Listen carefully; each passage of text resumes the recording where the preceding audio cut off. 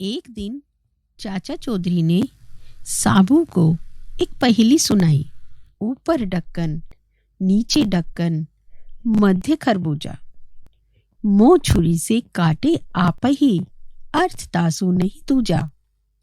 साबू ने पहेली तो सुनी, लेकिन पहेली सुनकर चकरा गया, क्योंकि ऐसी पहेली साबू ने न कभी सुनी थी और उस पहेली का अर्थ भी साबू की समझ में नहीं आया। इसलिए साबू ने चाचा चौधरी से कहा, अगर आप मुझे कुछ दिनों की मोहलत दें तो मैं इसका अर्थ अच्छी तरह से समझकर आपको बता सकूंगा। चाचा चौधरी ने कहा, ठीक है साबू, समय तुम कितना भी ले लो। जब तुम्हें अर्थ समझ में आ जाए तो मुझे आकर बता देना। अब तो साबू अर्थ समझने के लिए वहां से चल पड़ा। चलते चलते वह एक गांव में पहुंचा। उस दिन गर्मी बहुत थी। दूसरे रास्ते की थकान से परेशान होकर वह एक घर के अंदर गया। घर के अंदर एक लड़की खाना बना रही थी। तो साबू ने पूछा, बेटी क्या कर रही हो?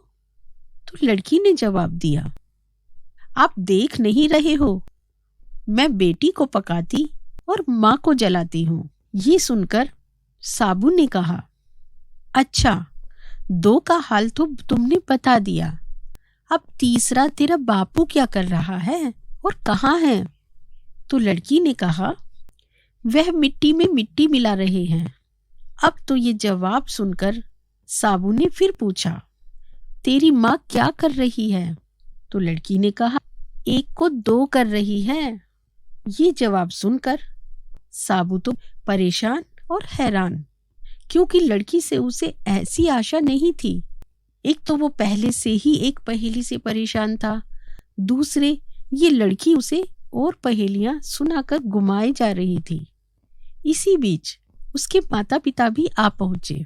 साबू ने उनसे सारी बातें कह सुनाई।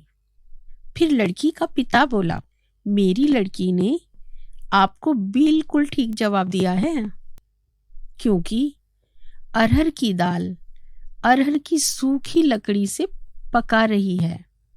मैं अपनी बिरादरी में एक मुर्दा जलाने गया था और मेरी पत्नी पड़ोस में मसूर की दाल दल रही थी। ये सुनकर साबू लड़की की पहेली भरी बातों से बड़ा खुश हुआ और उसने सोचा, शायद यहाँ चाचा की पहेली का भेद मिल जाएगा। इसीलिए लड़की के पिता से उस पहेली का अर्थ पूछा। तो उन्होंने कहा, अरे ये तो बड़ी ही सरल पहेली है। धरती और आकाश दो ढक्कन हैं, उनके अंदर रहने वाला मनुष्य खरबूजा है।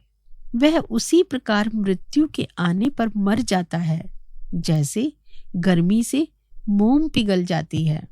उस किसान ने कहा। साबू उसकी बुद्धिमानी देकर बहुत प्रसन्न हुआ और उसे पुरस्कार देकर पाटली के लिए प्रस्थान किया। वहां पहुंचकर साबू ने सबके सामने चाचा चौधरी की पहेली का अर्थ बताया। तब तो चाचा जी ने प्रसन्न होकर साबू को ढेर सारे इनाम दिए और चाचा ने खुश होकर साबू को इनामों से ही तोल दिया।